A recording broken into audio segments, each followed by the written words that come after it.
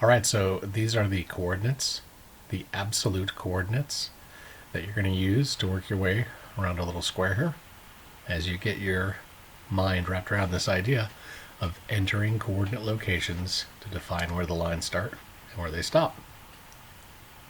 Now, we've talked a lot about the tools on the status bar and how if you don't know what the tool does, or you don't need the tool, you need to turn it off. Now, if you haven't expanded your status bar tools using the hamburger, you're going to find that maybe coordinates aren't working for you. So what's going on? Well, over in your course pack on page 10.3, there's some information about the AutoCAD coordinate system, and then there's a reminder that one of the tools on the status bar, called dynamic input, if you have it pushed in, if it's turned on, and it might be turned on but you can't see it if you haven't turned all the tools to visible, well, then there's a good chance that's messing up your entry of coordinates. So please make sure you can see all the tools, and dynamic input, which is right here up at the front, has been turned off and disabled.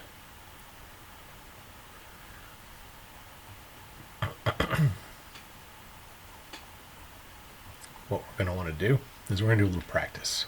Alright, so on page 10-5, we've got a little practice figure to work with. It says start here, go counterclockwise. So we're going to start here and go to here. We're going to start here and go to here, to here, back again. And we're going to try to figure out what coordinates we need in order to do this. So over in your course pack, I would suggest grab a pencil and let's work this problem together. So we're going to start down here, and we're going to go to the right. Then we get to the end, we're going to go up, and we're going to go over, and we're going to go down, back to the beginning. Right, so let's think about what coordinates we're going to be using. So we're going to start with the line command, and it says specify your first point. Well, what is that first point? What is that first point right there? Well, you said 2, 2. Well, you are correct. Now it's going to ask you for your next point. So what is your next point? We're looking down here. We see it's 8 in the x and 2 in the y. The point is 8, 2. Okay. Then we're going to try to shoot up to this point here.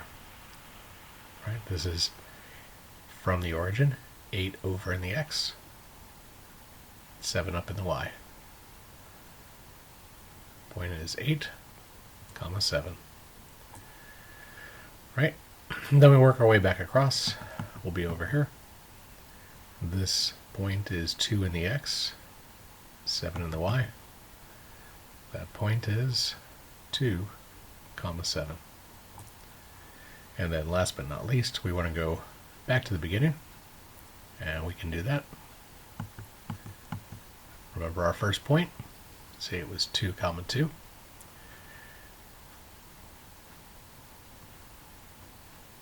Or if you prefer, you could type C, right? Because C will bring your last segment back to your first segment. We'll take this point here and bring it back to where we started. So take a look at the coordinates we've written out, and what we'd like you to do is we'd like you to go through and enter the coordinates you need to draw this in AutoCAD. Okay, so we'll get rid of what we just drew. And we will start. So we start the line command. First point was 2, 2. And that's up here. And then we're going to go over to 8, 2. And then we're going to go up to 8, 7. And then 2, 7. And then back to 2, 2. Right, and we've worked our way through the whole problem, point to point to point.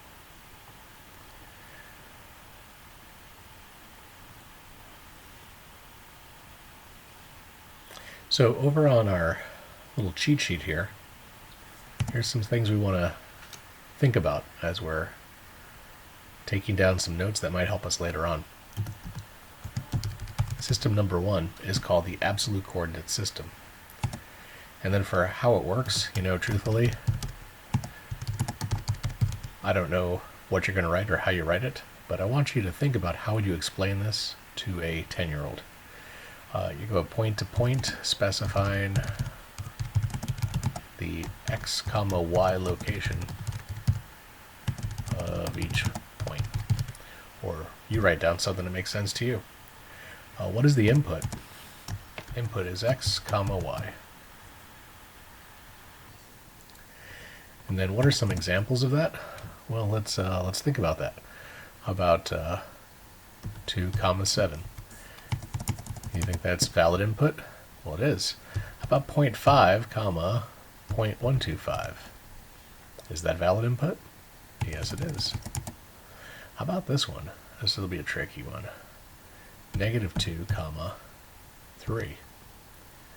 Now, you might think that doesn't make sense. -2, where the heck is -2x?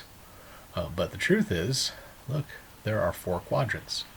And the drawing we've done so far has been out here in quadrant 1. Quadrant 1, your 0 is here, so your x numbers are positive. Your y numbers are positive. But if you were to go to the left of 0, well, look, now your x values are going to be negative. And if you went below the origin, well, then your y values are going to be negative.